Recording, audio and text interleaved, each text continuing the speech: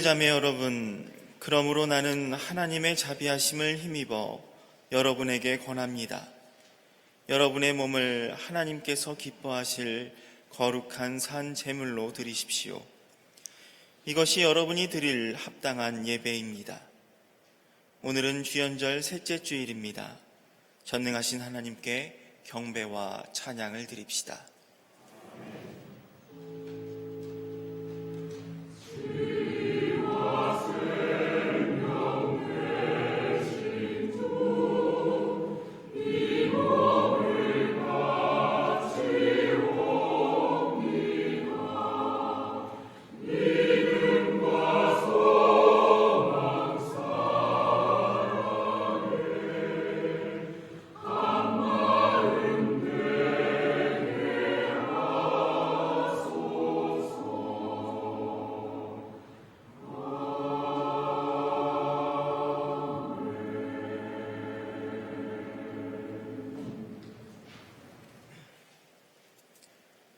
내 영혼아, 잠잠히 하나님만 기다려라.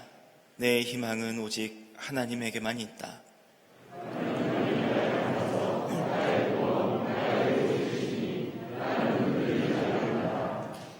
신분이 낮은 사람도 입김에 지나지 아니하고 신분이 높은 사람도 속임수에 지나지 아니하니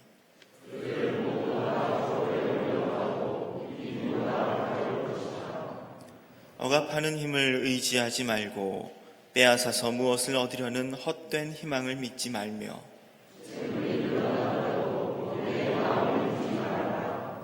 내 구원과 영광이 하나님께 있다. 하나님은 내 견고한 바위이시오 나의 피난처이시다.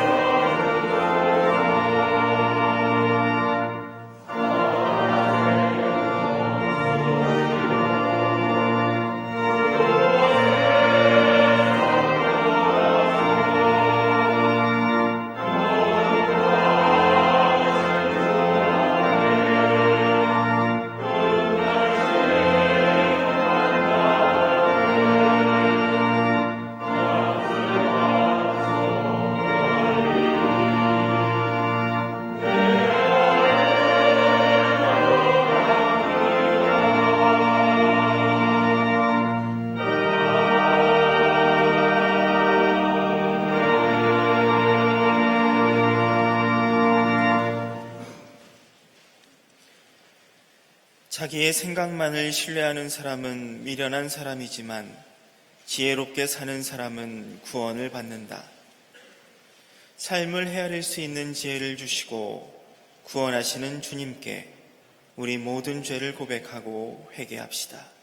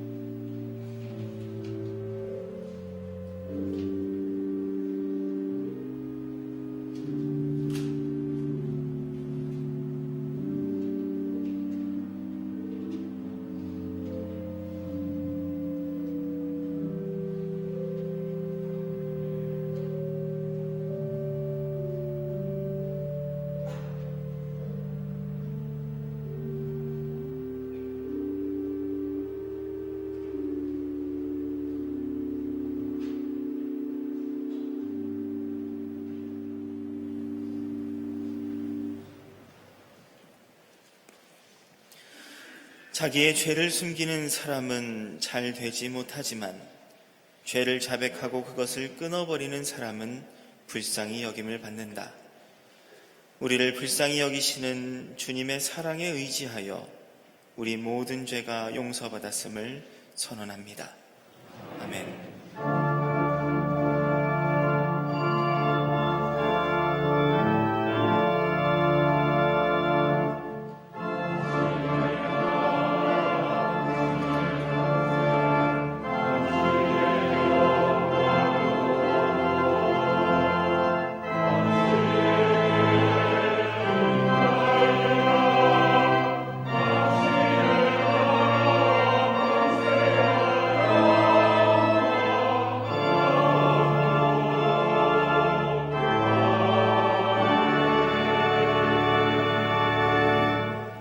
구약의 말씀은 요나서 3장 1절부터 5절 10절까지의 말씀입니다. 주님께서 또다시 요나에게 말씀하셨다. 너는 어서 저 큰 성읍 니느웨로 가서 이제 내가 너에게 한 말을 그 성읍에 외쳐라. 요나는 주님께서 말씀하신 대로 곧 길을 떠나 니느웨로 갔다. 니느웨는 둘러보는 데만 사흘길이나 되는 아주 큰 성읍이다. 요나는 그 성읍으로 가서 하룻길을 걸으며 큰 소리로 외쳤다. 40일만 지나면 니느웨가 무너진다. 그러자 니느웨 백성들은 하나님의 말씀을 믿고 금식을 선포하고 그들 가운데 가장 높은 사람으로부터 가장 낮은 사람에 이르기까지 모두 굵은 베옷을 입었다. 하나님께서 그들이 뉘우치는 것 곧 그들이 저마다 자기가 가던 나쁜 길에서 돌이키는 것을 보시고 뜻을 돌이켜 그들에게 내리시겠다고 말씀하신 재앙을 내리지 않으셨다. 아멘.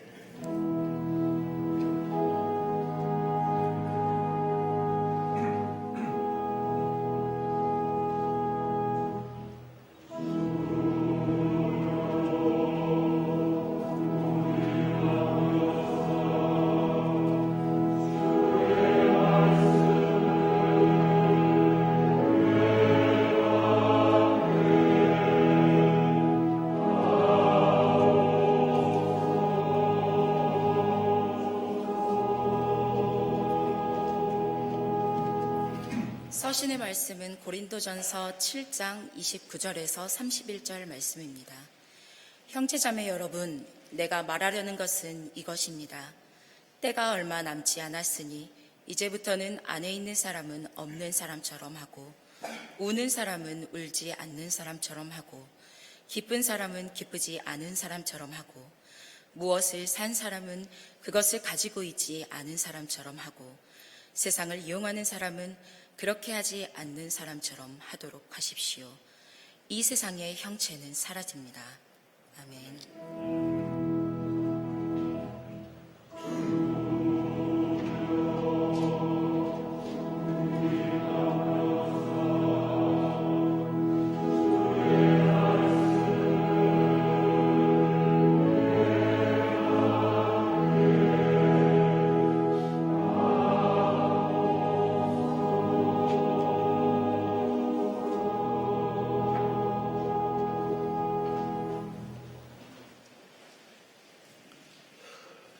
복음의 말씀은 마가복음서 1장 14절부터 20절까지 말씀입니다.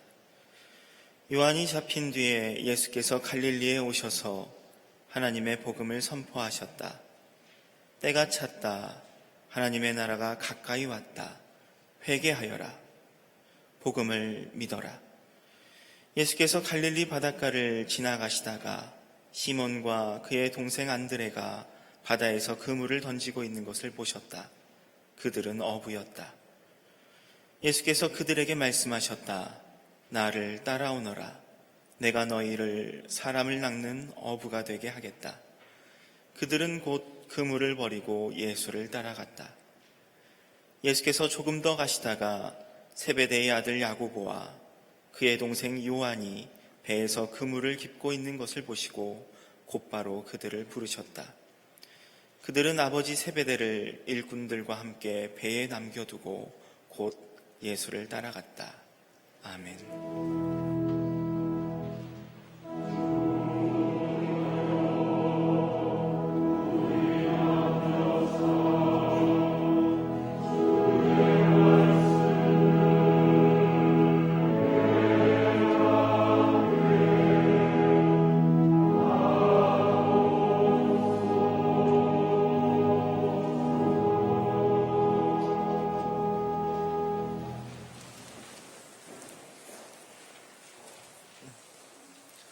먼저 주님의 사랑으로 우리 교회에 처음 나오신 분들을 환영합니다. 교회에 문의가 있거나 등록을 원하시는 분들께서는 세교실 본당 아래에 있는 친교실 옆에 있는 세교실에 방문해 주시기 바랍니다. 먼저 주님의 정의로운 평화를 비는 서로의 인사를 나누도록 하겠습니다. 서로 인사 나누시겠습니다. 주님의 정의로운 평화를 나누겠습니다. 주님의 정의로운 평화를 빕니다. 주님의 평화를 빕니다. 교우 소식 전해드리겠습니다. 성경봉독 오늘 함께해 주셨던 김재광 집사님, 김수지 집사님 돌아오는 토요일입니다. 27일 낮 12시 30분에 본당에서 혼례 드리도록 하겠습니다. 주보에 나와 있지는 않지만 얼마 전 어머님을 여의신 박선영 장로님, 고 배원숙 권사님 모시고 난 뒤에 예배에 참여하셨습니다. 장례 인사 나누도록 하겠습니다. 주님의 위로를 빕니다.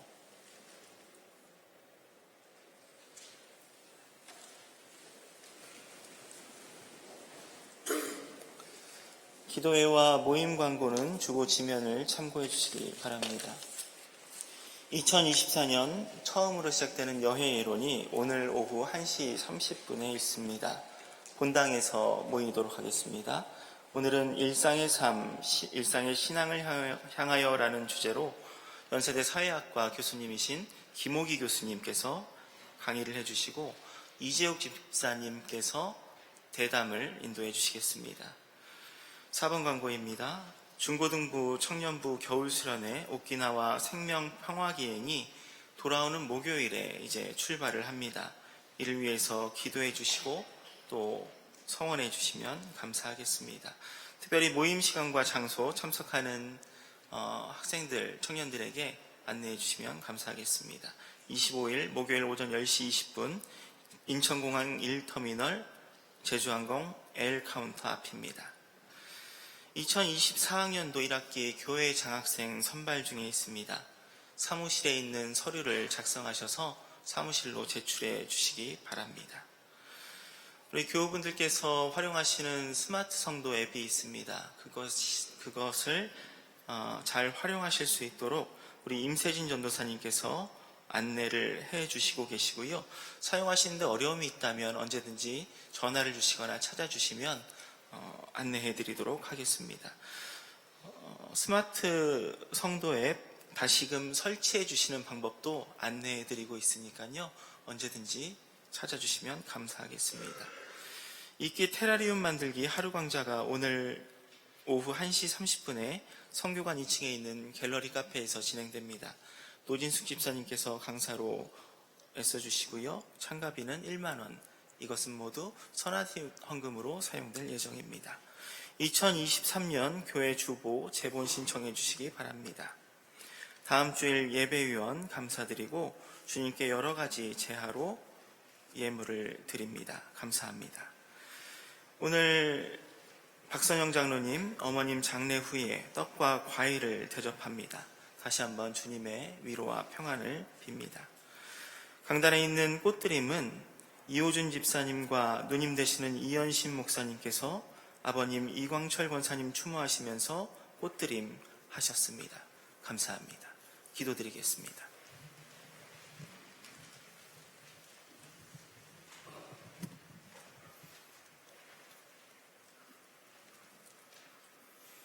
거룩하신 하나님, 새해 들어 세 번째 주일이자 주연절 셋째 주일 아침 경동의 교우들을 주님의 귀한 전으로 불러 예배드릴 수 있는 은혜를 허락하시니 감사합니다. 독생자 예수 그리스도를 이 세상에 보내시어 인간들의 죄를 대속하여 주신 하나님의 크신 사랑에 감사하며 이 시간 마음과 뜻과 정성을 다해 드리는 저희들의 예배를 기쁘게 받아 주시옵소서. 2024년이 시작되고 세 번째 주일을 맞으며 저희들은 새해 첫날 결단하고 약속한 많은 목표와 계획을 벌써 망각하거나 나태와 태만으로 지키지 못하고 있음을 고백합니다. 주님, 세상 유혹에 쉽게 무너지는 저희들을 붙들어 주시고 갈릴리 바닷가에서 예수님의 부르심에 순종하며 따라갔던 제자들의 믿음을 가지고 주님을 닮기 위해 노력하며 사는 한 해가 되게 하옵소서. 전능하신 창조주 하나님, 지난 수년간 전 세계를 휩쓸었던 엄청난 혼란과 어려움을 마침내 극복하고 새 시대에 대한 기대와 소망을 가지고 새해를 시작하였지만 연초부터 지구촌은 도처에서 발생한 혹심한 강추위와 폭설, 기록적 폭우, 대지진 등 자연재해로 극심한 몸살을 앓고 있습니다. 인간들의 무분별하고 탐욕적인 환경 파괴로 인한 기후변화 위기가 시급한 전 지구적 과제가 된 지 오래되었지만 이를 해결하기 위한 노력은 턱없이 부족하고 진전은 더디기만 합니다. 끝모르게 지속되는 우크라이나, 팔레스타인, 미얀마, 그리고 최근 중동 지역에서의 전쟁과 폭력, 대만 총선 이후 고조되고 있는 동북아시아의 긴장관계, 금년에 있을 한국 총선과 미국의 대선, 그리고 북한의 미사일 발사와 전쟁 위협 발언 등으로 세계 평화와 한반도의 안정은 어느 때보다 커다란 위협을 받고 있습니다. 역사의 주관자 되시는 하나님, 우리나라를 위해 기도합니다. 나라 안팎에서 온갖 도전과 시련이 노도처럼 물려오고 있지만 무지하고 무능한 저희들은 어찌할지 모르고 주님만 바라보고 있사오니 갈 길을 밝히 보여주시옵소서. 나라의 유정자들이 겸손한 자세로 주님의 의의를 구하고 국민들을 위해 봉사하는 선한 청지기로서의 사명을 다하게 하여 주옵소서. 한국전쟁 이후 70년간 우리나라를 지켜주시고 경제적 번영을 허락하신 주님, 앞으로도 우리나라를 한결같이 사랑하셔서 한반도 전체에 하나님의 공의가 강물처럼 흐르고 평화가 들불처럼 피어나게 하시며 자연 생태계가 온전히 회복되고 생명이 존중되는 놀라운 역사가 나타나게 해주시옵소서. 교회의 머리가 되시는 주님, 79년 전 해방 직후의 혼란기에 이 자리에 경동교회를 세워 하나님의 나라를 세우는 일에 헌신하게 하시고 지금까지 옳은 길로 인도하여 주시니 감사합니다. 2025년 창립 80주년을 맞이하는 우리 교회가 앞으로도 성령님의 역사하심에 따라 주님이 주신 소명을 다하고 그리스도의 사랑을 실천하며 소외받고 억눌린 이웃을 돌보는 일에 앞장설 수 있게 인도하여 주옵소서. 지난주 추운 날씨 속에서 어린 유부 겨울 성경학교를 무사히 마칠 수 있게 해주시니 감사합니다. 이번 주 진행될 중고등부와 청년부의 겨울 수련회, 오키나와 생명 평화기행의 모든 일정도 주님께서 친히 주관하여 주시고 안전하게 지켜주시기를 바랍니다. 이번 행사를 통해 교회의 미래 세대들이 영적으로 크게 성장하고 세상의 평화를 위한 각자의 사명과 역할을 깨닫는 귀한 시간 되게 하여 주옵소서. 오늘 또 5분의 새교우를 저희에게 보내주시니 감사합니다. 이분들이 앞으로 경동교회에서 기쁘고 복된 신앙생활을 하면서 주님께 크게 쓰임받는 귀한 일꾼들로 성장할 수 있게 인도하여 주옵소서. 지난주 사랑하는 어머니를 천국에 보내드리고 장례를 마친 가족들을 위로하여 주시고 영원하신 하나님 안에 함께 있음을 믿고 살아가게 하여 주십시오. 이번 주 혼례를 올리는 자녀들이 믿음의 가정으로 든든히 설 수 있도록 축복하여 주시고 추운 날씨에 연로하신 교우님들의 건강을 지켜주옵소서. 특별히 이 시간에도 무거운 질병으로 고통받으며 주님의 손길만을 기다리고 있는 교우들을 주님께서 친히 어루만져 주시기를 간구합니다. 쾌유를 기원하며 가족들과 온 교인들이 간절한 마음으로 드리는 기도에 응답하셔서 놀라운 치유의 은사가 나타나게 해주시옵소서. 오늘 예배의 모든 절차를 주님께서 온전히 주관하여 주시고 목사님을 통해 전해지는 하늘의 말씀으로 예배에 참석한 저희 모두 은혜 받게 하시며 정성으로 준비한 성가대의 찬양을 기쁘게 받아 주시옵소서. 매주일 예배를 돕기 위해 교회 곳곳에서 헌신하는 분들의 수고를 일일이 기억하여 주옵소서. 이 모든 간구 항상 우리와 동행하시며 옳은 길로 인도하여 주시는 예수 그리스도의 이름으로 기도 올려옵니다. 아멘.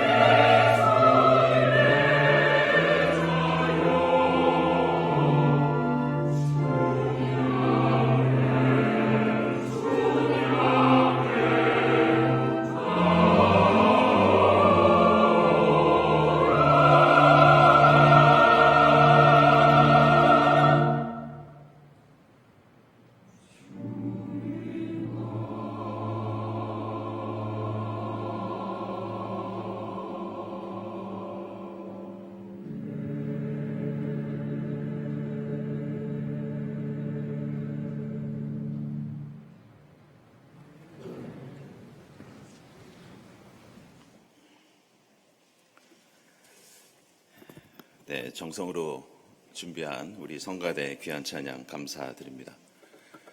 제가 오늘은 목소리 컨디션이 좋지 않아서 우리 김민 목사님께서 예배를 인도해 주시고 계십니다. 여러분들의 양해를 부탁드립니다.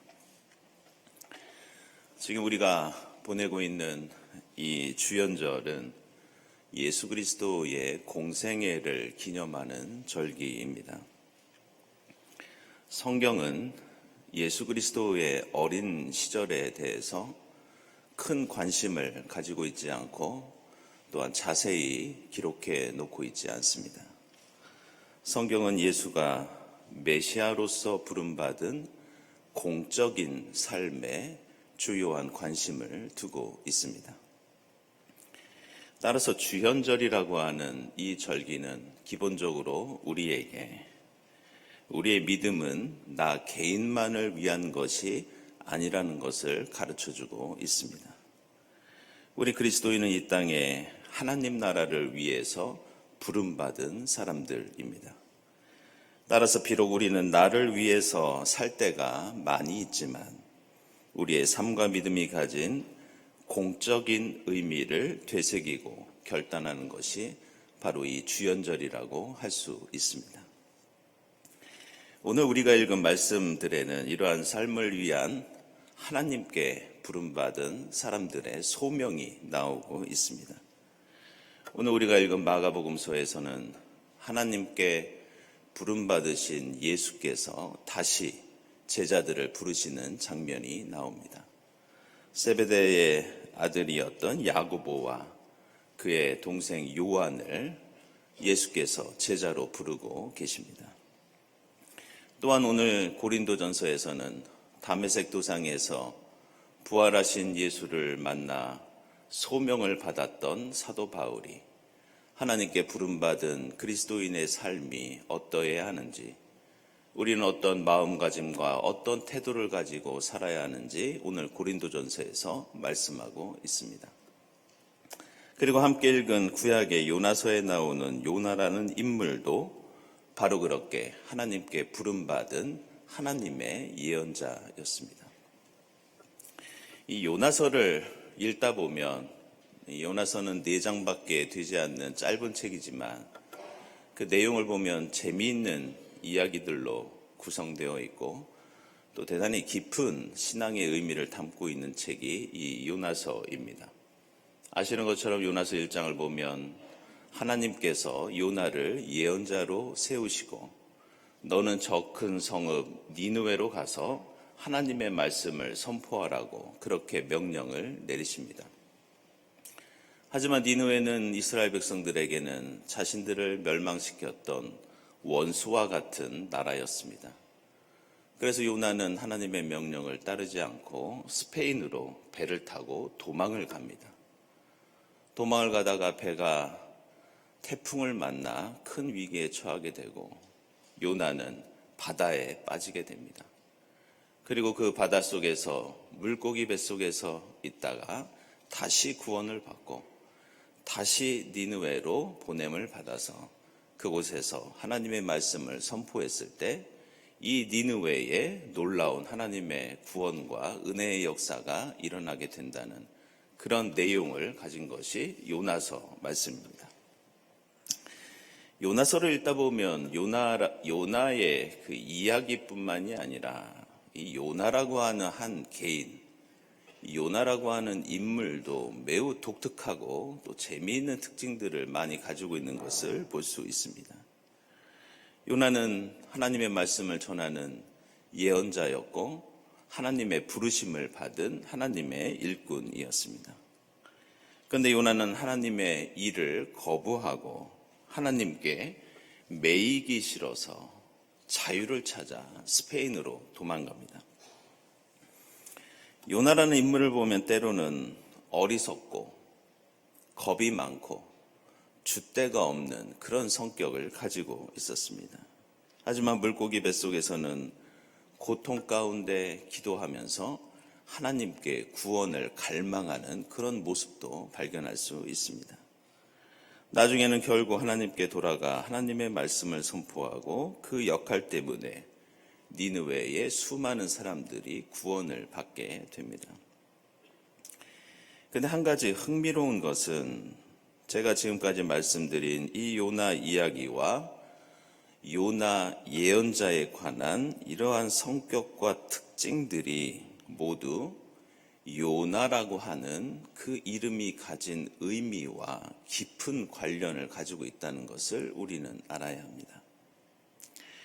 요나라고 하는 이름의 뜻은 비둘기라는 뜻입니다. 그리고 구약 성경에서 비둘기라고 하는 새와 이미지와 은유는 매우 다양한 의미를 가지고 있습니다. 먼저 창세기의 노아의 홍수 이야기를 보면 비둘기는 소식을 전하는 전령으로 나옵니다. 그리고 최근에 저희가 수요예배에서 레위기 강해를 하고 있는데 레위기에서 비둘기는 하나님께 드리는 대표적인 제물입니다. 그리고 호세아서 7장 11절을 보면 비둘기에 대해서 이렇게 말합니다. 비둘기는 어리석고 겁이 많고 줏대 없는 사람을 가리키는 상징으로 호세아서에서 말씀하고 있습니다. 시편 55편에서는 자유롭게 날개를 가지고 하늘을 날아다니기 때문에 자유를 가리키는 상징으로 이 비둘기가 등장하기도 합니다. 계속해서 시편 74편에서는 비둘기가 다른 어떤 동물들보다 가련하고 부족하고 연약한 존재를 가리키고 있습니다. 이런 이유로 이사야서 38장과 59장을 보면 이 비둘기라는 새는 구슬프게 울면서 고통 속에서 구원을 갈망하는 존재로 그렇게 그려지고 있습니다. 반면에 예레미야서 8장, 이사야서 60장, 호세아서 11장에서는 비둘기가 비록 날개를 펴고 멀리 떠날 때가 있지만 결국에 이 비둘기는 고향으로 돌아오는 회귀 본능을 가지고 있는 그런 동물로 묘사됩니다. 제가 이렇게 성경에 나오는 비둘기의 이미지를 자세히 여러분들에게 설명해 드리는 이유는 지금까지 제가 말씀드린 이 비둘기의 모든 특징이 바로 요나와 관련이 있기 때문입니다. 모든 이미지들 속에는 또한 요나뿐만이 아니라 하나님께 부름받은 하나님의 일꾼이 가질 수밖에 없는 고통과 번민, 역할과 사명이 이 비둘기라는 이미지 속에 함께 들어 있습니다.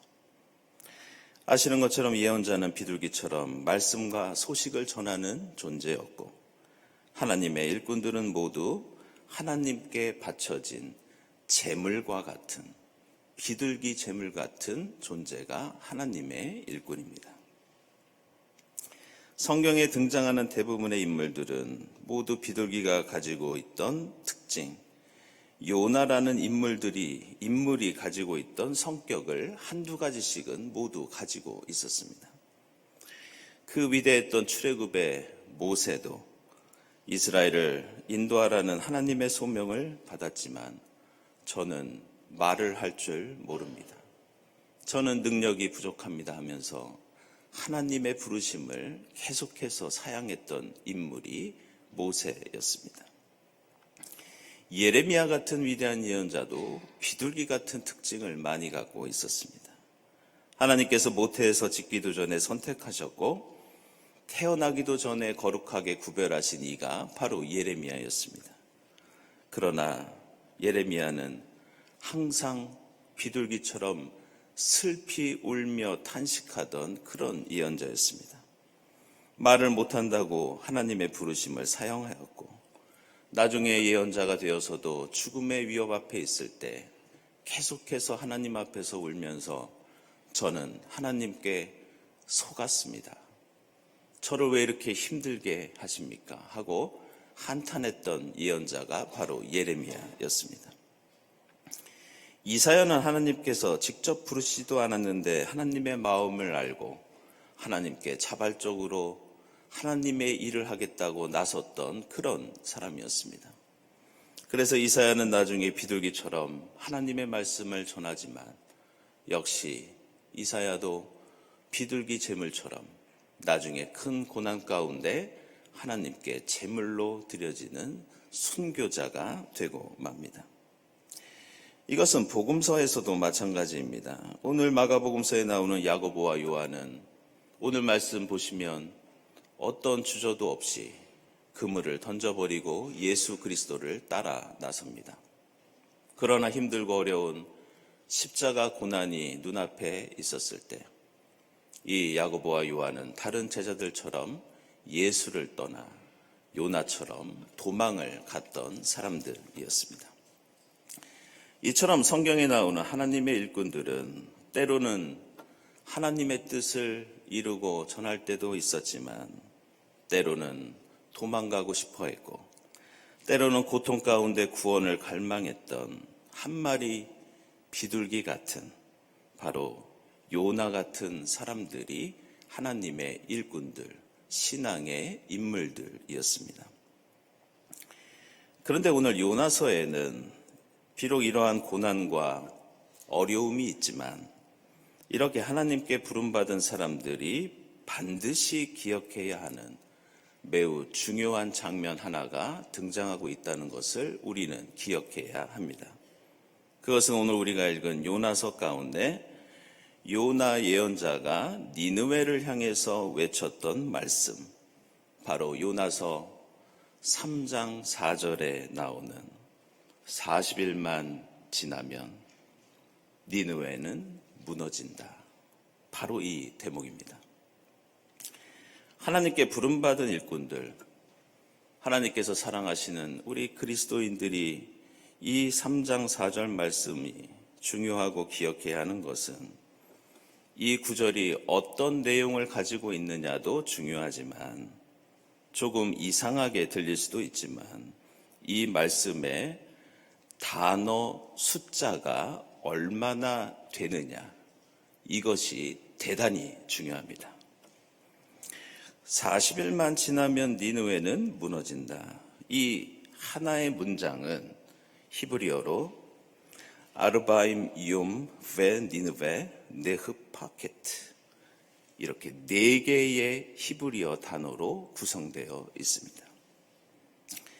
그렇다면 오늘 요나가 니느웨를 향해 선포한 이 말씀이 4개의 히브리어 단어로 구성되어 있다는 것이 왜 중요하느냐?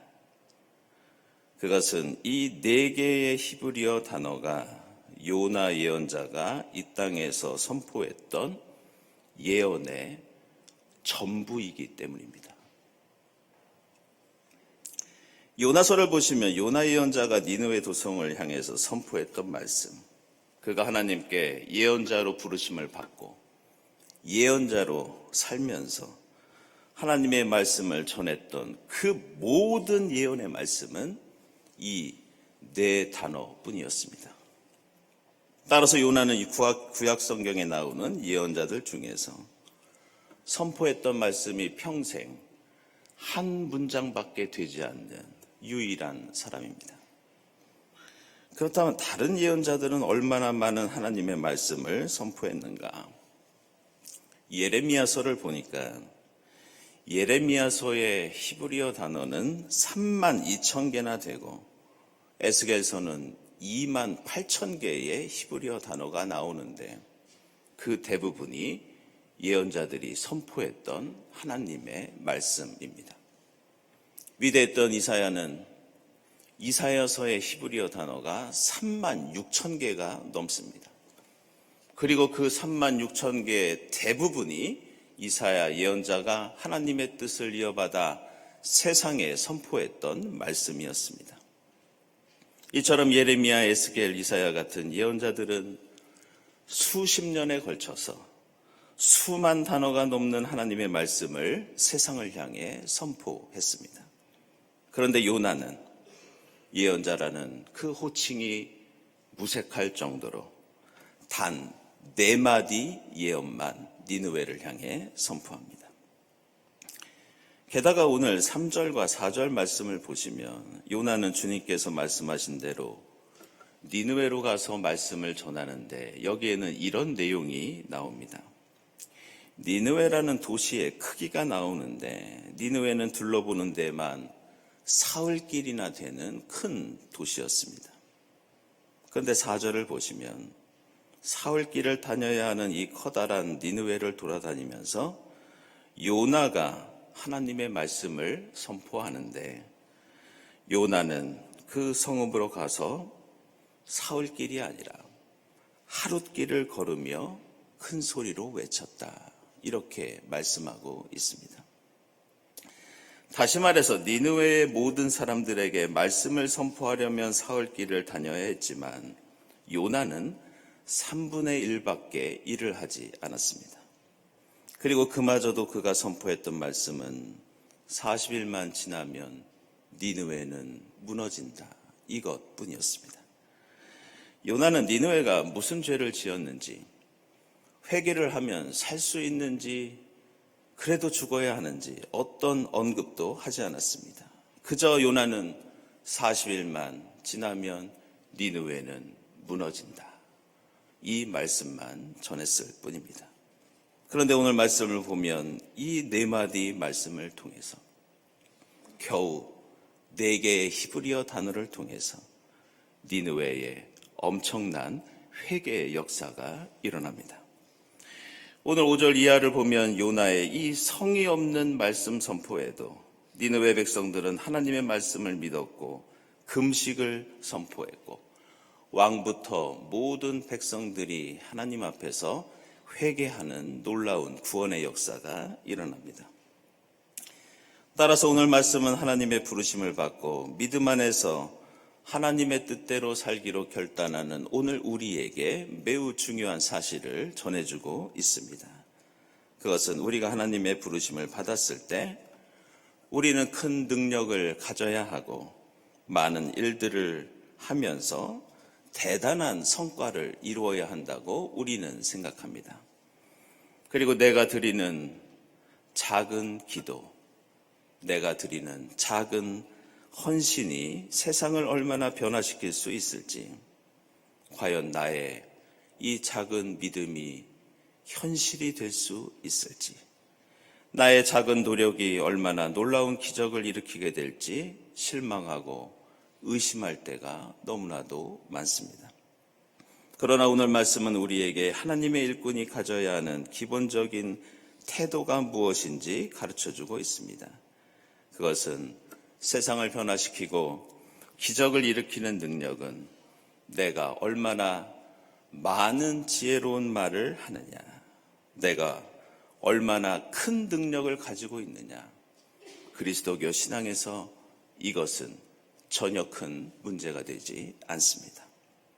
성경은 우리 인간이 비둘기처럼 연약하고 부족하고 어리석은 존재라고 말씀합니다. 하나님께서는 비둘기 같은 우리에게 기적을 직접 일으키라고 요구하지 않습니다. 우리에게 십자가에서 죽고 부활해 보라고 강요하지도 않습니다.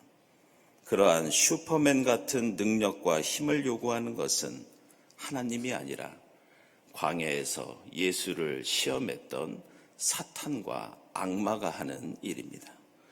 우리가 할 수 있고 우리가 해야 하는 일은 그저 몇 마디 복음을 선포하고 몇 마디 기도와 간구를 드리면서 내가 할 수 있는 작은 헌신을 하나님과 이웃을 위해 성실하게 하는 일입니다.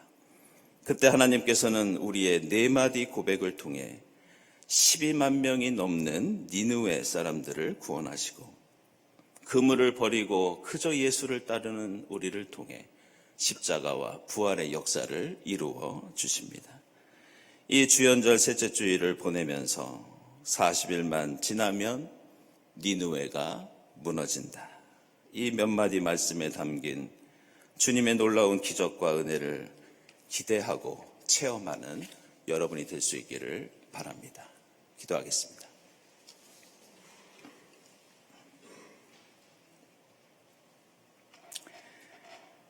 하나님, 저희를 주님의 일꾼으로 불러주시니 감사합니다.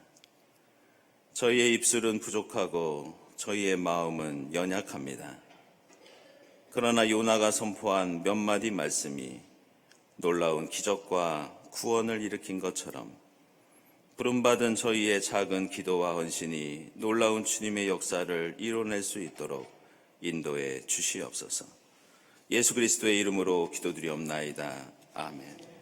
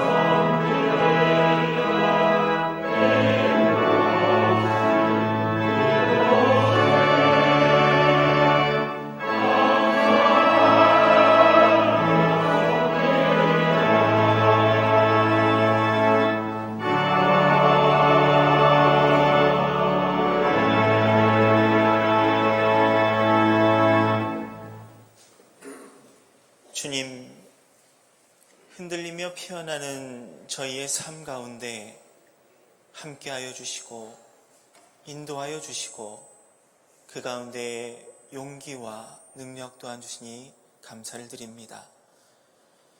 연약한 저희를 지금까지 지켜주시고 인도해 주신 것 감사하며 주님께 준비한 예물을 드리오니 이 예물이 쓰이는 곳마다 주님의 영광이 드러나게 하시고 주님의 기쁨과 찬양이 온 세상에 퍼져나가게 하여 주옵소서.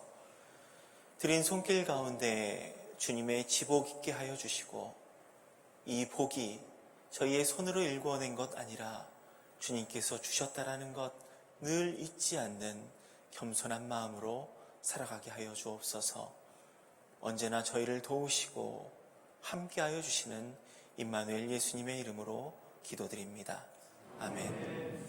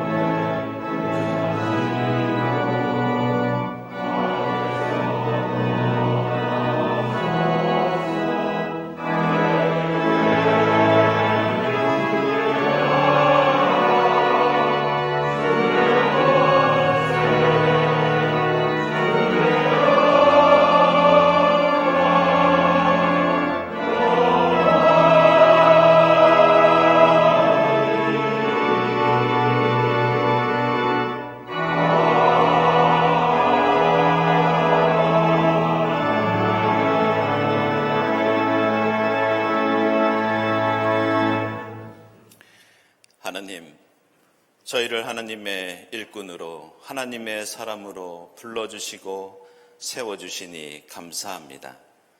저희의 입술은 부족하고 저희의 마음은 연약하지만 요나 예언자의 몇 마디 말씀을 통해 하나님의 놀라운 구원과 은혜의 역사가 일어났음을 기억합니다. 하나님, 저희의 작은 믿음을 통해 부족한 기도를 통해 연약한 마음을 통해 저희의 가정과 교회와 이 사회에 하나님의 구원과 기적과 능력이 드러날 수 있도록 역사에 주시옵소서.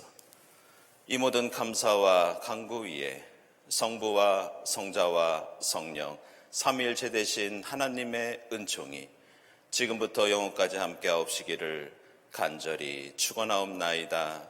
아멘.